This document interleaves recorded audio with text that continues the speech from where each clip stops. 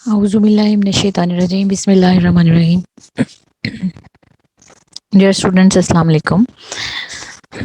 जैसे कि हम xenobiotics की मेटाबॉलिज्म के बारे में डिस्कस कर रहे थे, and today we're going to discuss about absorption, distribution and excretion of the toxicants or xenobiotic compounds. And this is first part. In this part we're going to study and learn about the absorption of the xenobiotic compounds through the one route, that is you're going to find out.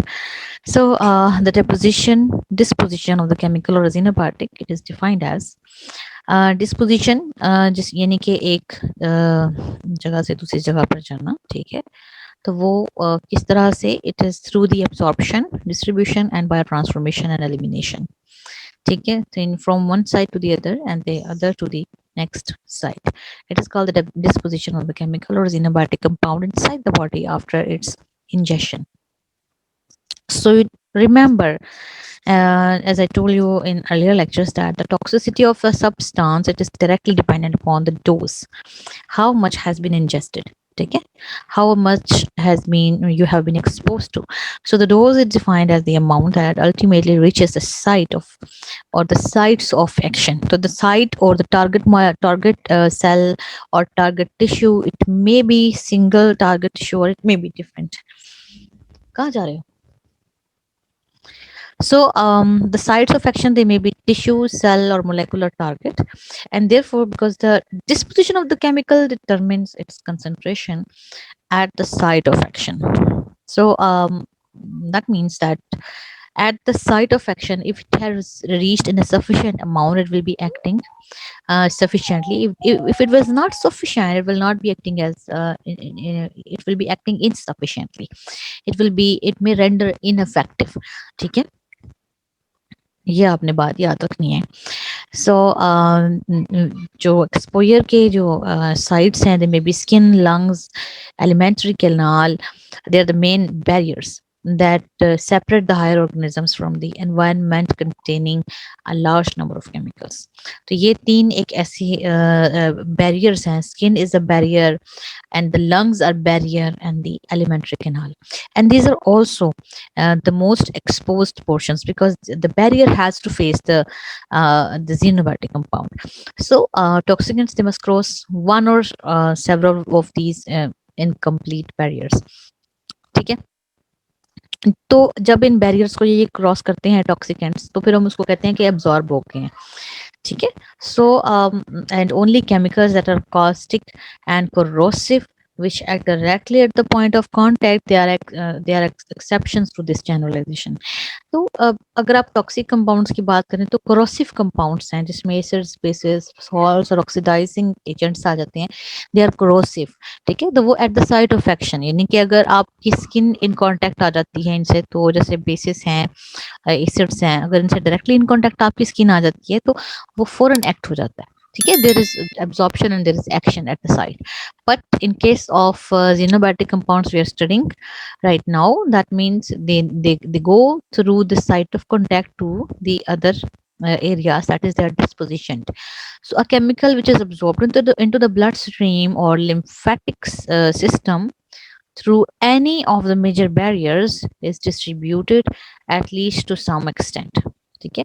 तो जो chemical है, it is distributed to some extent. जरूरी नहीं है कि वो complete ही जो है वो डिस्पोजिशन हो उसकी. तो जब भी आप ड्रग को एडमिनिस्टर की जाती है पेशेंट को, तो कहा जाता है कि intravenous route is good because it provides the sufficient amount of dose, ठीक है. तो अगर अगर ओरली दी जाती है मेडिसिन, तो उसमें हमेशा ये कहा जाता है कि अगर एंटी कैंसर एजेंट्स जो हैं वो ओरली दिए जाएं, तो that means that those agents, they are not going to be completely targeting the target molecules और target sales.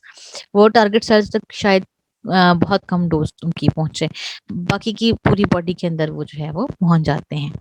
So because they need to go through the liver to the bloodstream and then through the bloodstream they go to different sites of the body. So अगर आप metabolism जो है अगर आप उसको थोड़ा सा गौर करेंगे किस तरह से एब्जॉर्प्शन एंड एब्जॉर्प्शन होती है न्यूट्रिएंट्स की, same is the way for the oral route. ये आप मेरे ख्याल है मेरा पॉइंट समझ गए होंगे। अगर किसी को ये पॉइंट समझ नहीं आया तो you can discuss with me. In this way they are absorbed.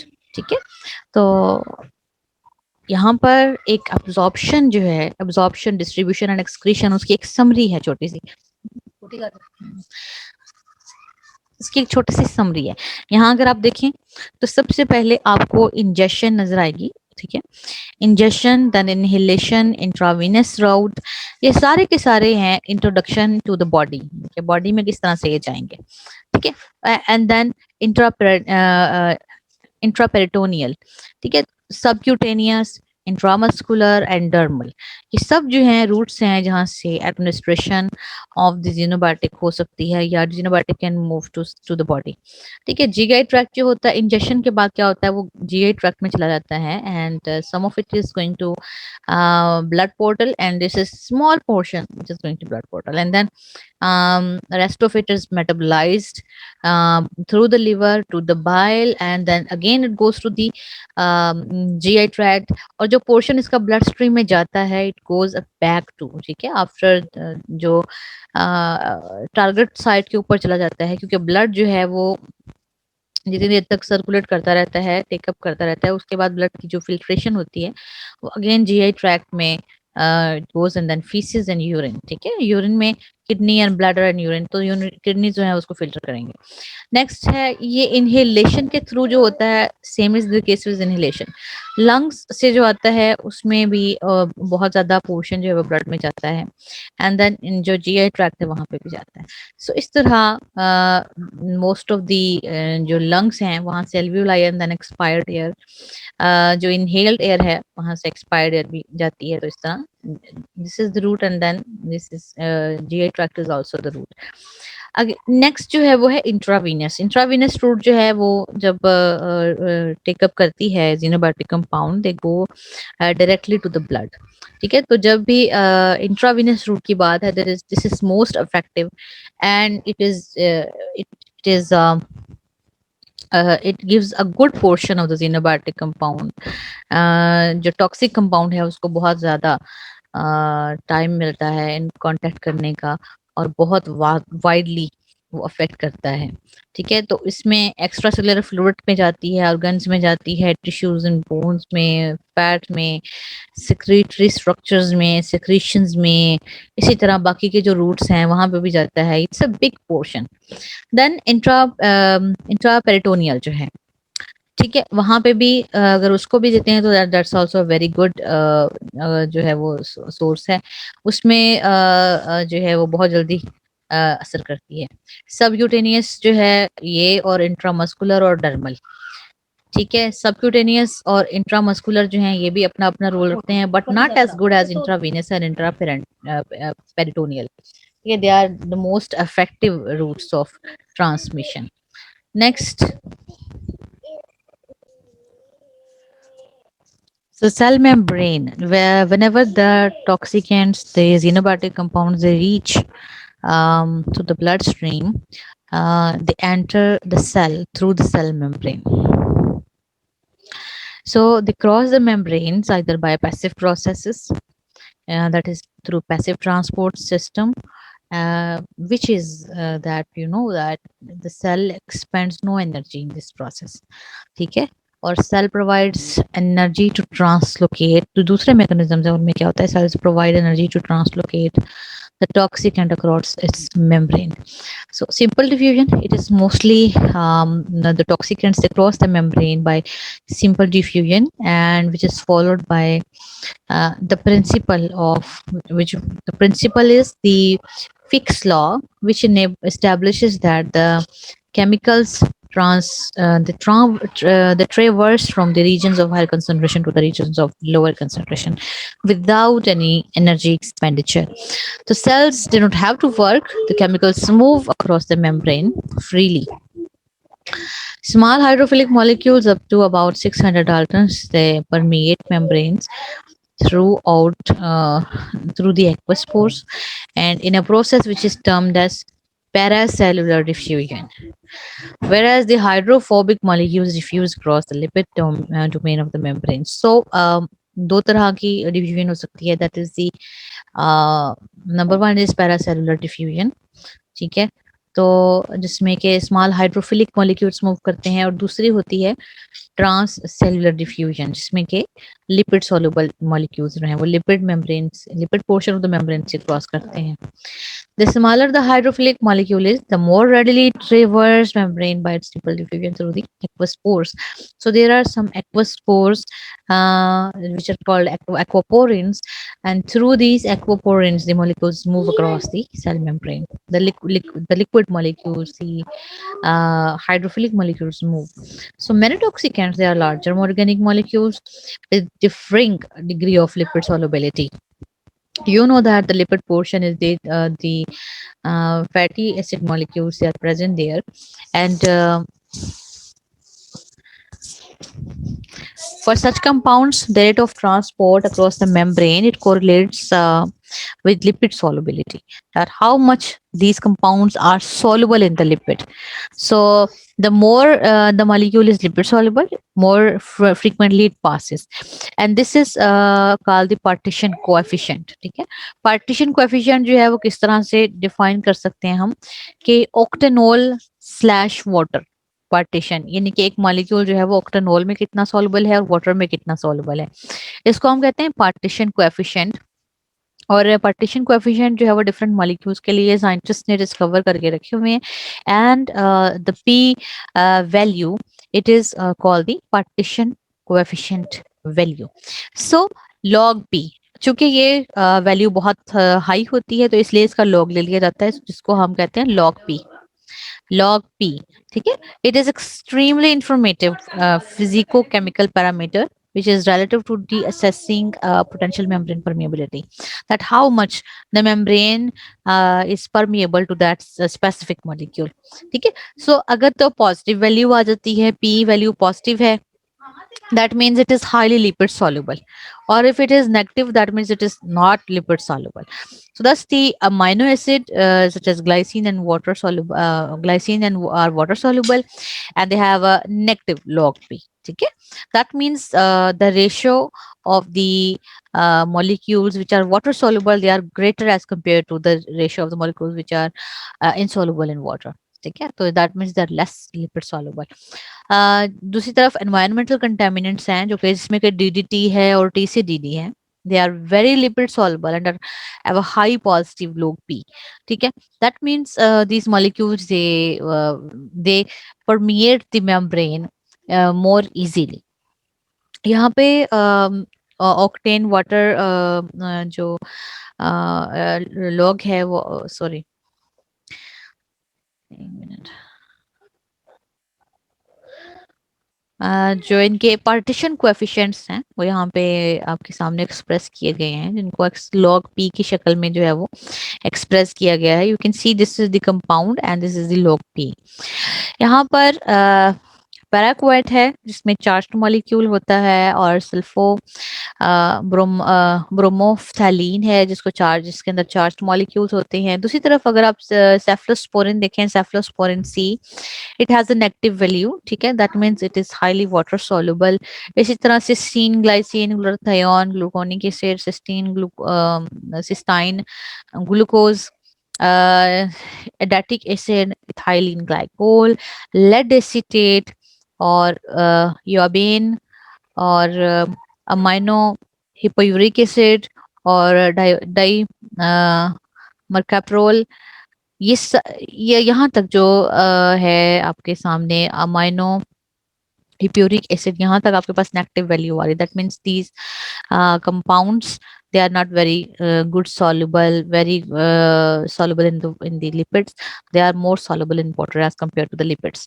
ठीक है, तो नेक्स्ट जो अब आपके सामने आ रहे हैं मॉलिक्यूल्स, इसमें कॉल्चिसिन है, ट्रोपिन है, benzoic acid, benzene, salicylic acid, digoxin, methyl salicylate है, 2,4-D है, वारफरिन एजेंट्स हैं, डिजिटॉक्सिन, डीटीटी, पैराथायोन, टीसीडीडी, ये बहुत सारे इसमें से, ये सारे के सारे, सबसे पहली बात मैं आपको बताऊं, ये सारे के सारे लिपिड soluble molecules हैं, and they penetrate the membranes very easily because the membrane they permeate them to move freely inside them, ठीक है, and they're very toxic।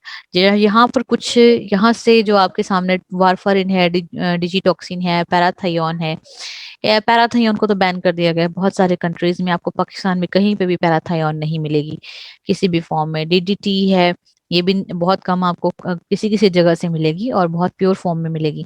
फिर टीसीडीडी है, ये भी नहीं मिलेगी। एस्पिरिन जो है ये भी वाटर, ये भी फैट सॉल्युबल है।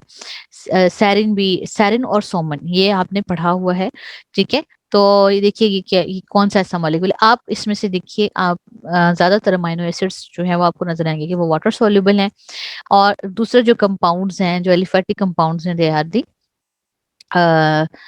लिपिड सॉल्युबल, ठीक है, एरोमेटिक कंपाउंड, सॉरी। दूसरा जो राउट होता है दैट इज फिल्टरेशन, ठीक है। When the water flows in bulk across the porous membrane, any solute small enough to pass through the pore, it flows with it. Passage through these channels is called filtration, as it involves a bulk flow of water which is caused by hydrostatic or osmotic force, ठीक है। तो according to the force of water जो है वो filtration होगी। One of the main differences between various membranes is the size of these channels. जो membrane का size है, चैनल का साइज है, that differs between the cells, ठीक है। और उसी की बेसिस पे जो मॉलिक्यूल्स हैं जिनको ये टेकअप करते हैं through filtration, it varies. The renal glomeruli, a primary site of filtration, जो सबसे बड़ी एग्जांपल हमारी बॉडी में है और मेनली है ही ये, वो है रीनल फिल्ट्रेशन सिस्टम, ठीक है। उसमें these pores, they have pores that are relatively large, about 70 nanometer in size, allowing the molecules that are smaller than albumin, approximately 60 kilodaltons, to pass through it. In contrast, there are no aqueous pores and cellular um, tight junctions and the channels in most of cells, and they are much smaller, ठीक है। 3 to 6 angstrom का size होता है उनका, और उसमें से molecules जो है उनको पास होना होगा, फिल्टर होना होगा, thereby only permitting the substantial passage of molecules with the molecular weights of no more than a few hundred daltons, ठीक है। तो कुछ डाल्टन्स का जो साइज होता है फ्यू हंड्रेड डाल्टन्स, अब देखिए एक तो किलो डाल्टन है, 60 किलो डाल्टन, नहीं कि 60,000 डाल्टन तक जो है वो परमिट करते हैं। यहाँ पे कुछ 100 डाल्टन्स का जो मॉलिक्यूल होता है वो सिर्फ मूव कर सकता है। So this is all about filtration. Next is the special transport. Special transport is aided with some proteins, ठीक है, membrane proteins. Some compounds are too large to pass through the aqueous pores, so too insoluble in the lipids or to diffuse across the lipid membrane, ठीक है।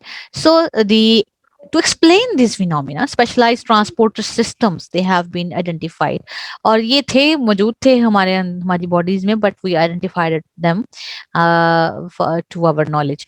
To explain this phenomena, कुछ identify हुए transport system जो हुए वो हुए।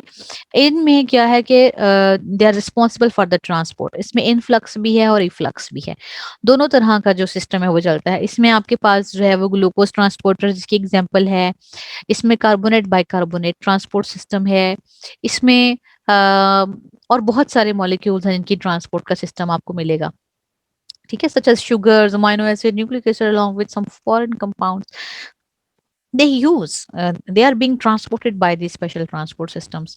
Sodium, potassium, ATP इस pump है, okay। So based on the sequencing of the human genome, there are at least 500 genes. अब आप इसकी इम्पोर्टेंस का इससे अंदाजा लगाएं कि transport system is so important that the genome of the human being it dedicated 500 genes to these 500 gene sequences which are only dedicated for the transport membrane transport systems.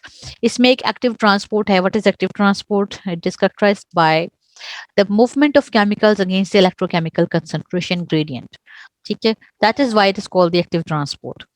Then saturability at high substrate concentration. Substrate concentration ज़्यादा हो गई तो ये saturate हो जाएंगे. Selectivity for certain structural features of chemicals. They're specific for specific chemicals. and their structures. That's why they're selective.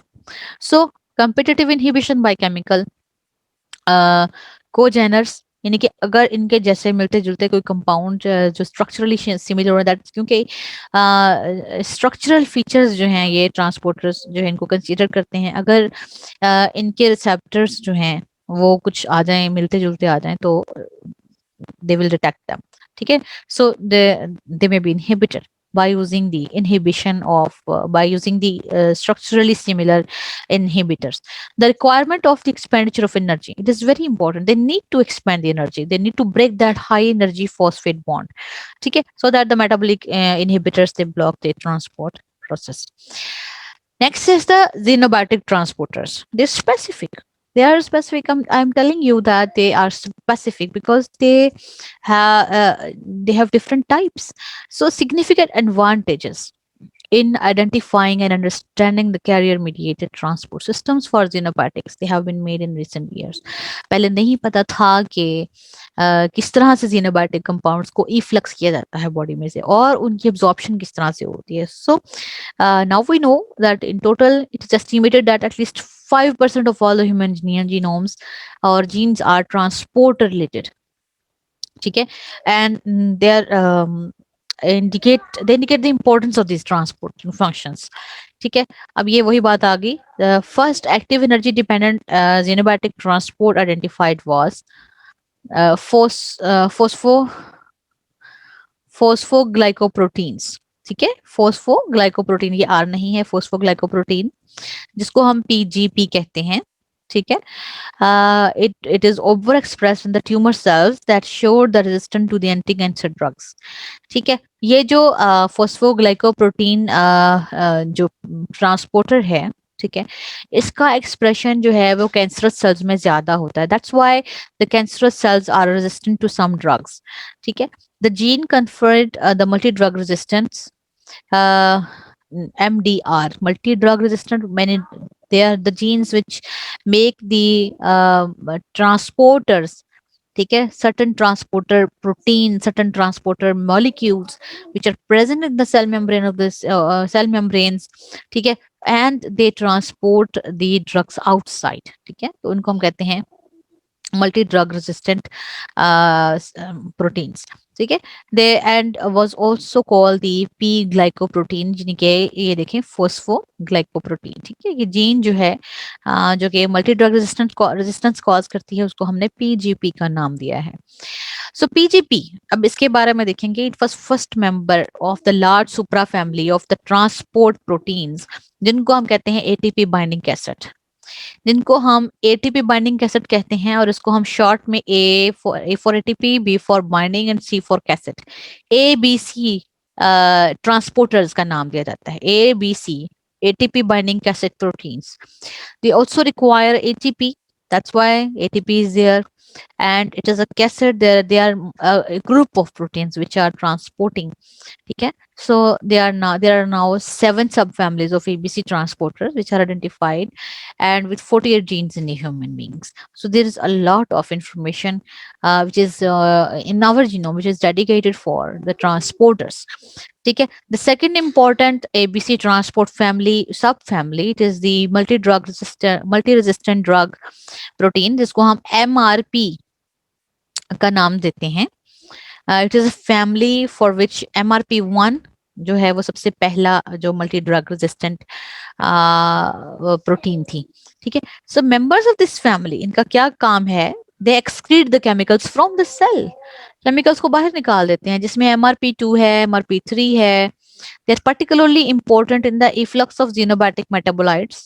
Xenobiotics compounds को complete नहीं बल्कि उनके मेटाबोलाइट्स को सेल में से बाहर निकालते हैं, particularly those who are conjugated. अब जो ज़ाहिर है मेटाबोलाइट्स हैं, they must be conjugated with something, जिसमें UDP ग्लूकुरोनिक एसिड है और ग्लूटाथायोन है.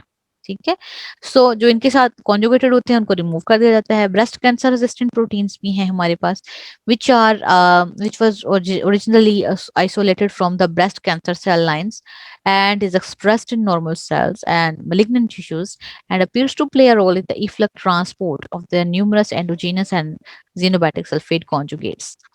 Here are some ABC transporters ठीक है, जो कि xenobiotic कंपाउंड्स की डिस्पोजिशन करते हैं, जिसमें MDR1 है जिसको हम पीजी का नाम देते हैं। ये इसका जो फंक्शन है अगर आप देखें वो है efflux from gut, brain, placenta, biliary excretion. MDR2 जो है वो मल्टी ड्रग रेजिस्टेंट प्रोटीन 2 है, और इसका जो फंक्शन है वो फोस्फोलिपिड ट्रांसपोर्ट के ट्रांसपोर्ट का काम करता है। BSCP जो है वो bile salt express export pump है, जो बाइल सॉल्ट्स को ट्रांसपोर्ट करता है। ठीक है, so this is all about. और यहाँ पे आप बाकियों की भी एक एक एग्जांपल जो इनको देखिएगा कि आप ये आपने खुद देखना है कि ये कौन कौन से हैं। ठीक है, उसके बाद हम इसको मजीद डिस्कस करेंगे। आप लोगों ने, आई नीड यू कि आप इस टेबल को थोड़ा सा पढ़ें और अच्छे तरीके से इसके एक दो एग्जाम्पल्स जो हैं वो एटलीस्ट याद कर दें। मैं ये नहीं चाहती कि आप ये सारे ही पढ़ें, लेकिन जो आपने पीछे पढ़ लिए हैं अपने रिटर्न में, रिटर्न फॉर्म में, यहाँ पर जो पिछली स्लाइड्स में आपने देखे आप उनको जरूर याद करें कि कौन कौन सी प्रोटीन्स हैं और कौन कौन से ट्रांसपोर्ट सिस्टम्स हैं। ठीक है जी, this is the book from which I made the lecture. और आप लोग इस बुक को फॉलो कर सकते हैं, बिकॉज इसी बुक से हम बाकी का भी मेटाबॉलिज्म को स्टडी करेंगे। ठीक है, अब्जॉर्प्शन और बाकी के सारे मटेरियल्स भी जो प्रोसेस है वो हम इसी से देखेंगे। ठीक है बेटे, टेक केयर, अल्लाह हाफिज, this is all for today. आप लोग जो है वो इसको बहुत अच्छे तरीके से पढ़ लें and will discuss. Allah Hafiz.